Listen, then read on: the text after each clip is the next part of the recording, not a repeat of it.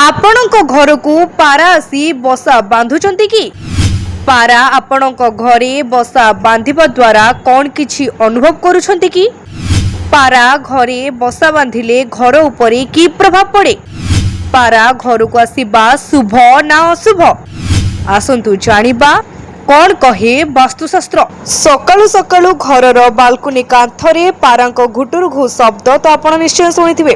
Concrete जंगल रे परिणत होउतबा सहर गुड़िकरे पारा आम दैनंदिन जीवन एक मुख्य अंश पलटि गलेनी। केतबेले सेमाने झरका कोणरे विश्राम नेउतबार देखा जाती तो आउ केतबेले एसी पछरे कुटाकाटी गोटाए निजर बसा गढ़ुतबार नजर आसती। आम मानक मध्यरु अनेक लोक अत्यंत स्नेहर सह सेमानकु प्रतिदिन दाना पानी दियंती तो आउ केतबेले सेमानक द्वारा हेउतिबा मैलारे विरक्त होई सेमानकु ओढाइबारे चेष्टा मध्य करंती। किंतु आपण केबे भाबिचंती कि ज्योतिष वास्तु एवं आमर प्राचीन शास्त्र रे पारा एभली घर को आसीबा एवं रहिबा विषय कौन कह जायछि। सनातन परंपरा रे पक्षी मानकर प्रत्येक कार्यकलाप सीधासलख संपर्क घरर ऊर्जा एवं सदस्यों भाग्य सहित जोड़ा जायछि। विशेषकर प्रसिद्ध ग्रंथ नारद संहितार शकुनी विचाराध्याय रे कपत बा पारार आगमन ताहार शब्द एवं ताहार बसा बांधिबार परिणाम विषय अत्यंत गभीर भावे वर्णना करा जायछि। नारद संहिता अनुसार पारा मूलतः सुख शांति एवं देवी लक्ष्मी कृपार प्रतीक। जदि कौन पारा आपणकर घर अगणा छात किंबा बालकनी को आसी शांत भाव में बसे किंबा सेठरे पड़िथिबा दाना खाए तेबे शकुन शास्त्र एहाकु एक अत्यंत शुभ संकेत बोली मानि थाए। एहाकु घरे सकारात्मक ऊर्जार प्रवेश एवं लक्ष्मी आगमनर पूर्व सूचना बोली धरा जाए। शास्त्र रे एहा मध्य उल्लेख अछि जदि सकाळर प्रथम प्रहर रे आपनको घर पाखरे पारार धीर एवं स्पष्ट घुटुरघु शब्द सुना जाए तेबे एहा संकेत दिए जे आपनको जीवन रे चलीथिबा आर्थिक समस्या शीघ्र दूर हेबाकु जाउछि।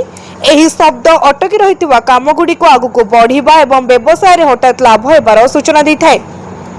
पारा घर को आसी दाना खाइबा जेतिके शुभ घर भितर ताहार स्थायी ठिकाना बनाइबा वास्तुशास्त्र एवं नारद संहिता दुहिक दृष्टि चिंतार विषय।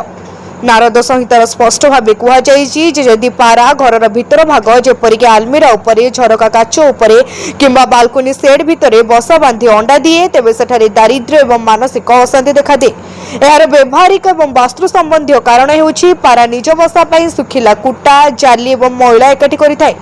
वास्तुशास्त्र अनुसार घरर कोनोसी कोणरे मैला एवं कुटा जातीय जिनस जमा हेबा राहु और शनिंकर नकारात्मक प्रभाव को निमंत्रण देइथाय। एहा द्वारा परिवार सदस्यों निष्पत्ति नेबार क्षमता प्रभावित हुए हेबाकु थिबा काम शेष मुहूर्त रे बिगिड़ी जाए एवं अजथा खर्च मध्य बढ़ी थाए। ज्योतिष शास्त्र रे पारार सीधासलख संपर्क बुध ग्रह सहित जोड़ा जाइछि। बुध हेउछंती बुद्धि व्यवसाय पानी एवं आर्थिक परिचालनार कारक ग्रह। जेतबेले आपणक घर बाहर कोनोसी खोला स्थान पार्क किंबा छात उपरे पारांकु बाजरा किंबा गहम खाइबाकु दियंती सेतबेले आपणक कुंडली रे दुर्बल थिबा बुध ग्रह बलवान होंती। एहा द्वारा बुद्धि तीक्ष्ण हुए व्यवसायिक निष्पत्ति सठिक होई थाए।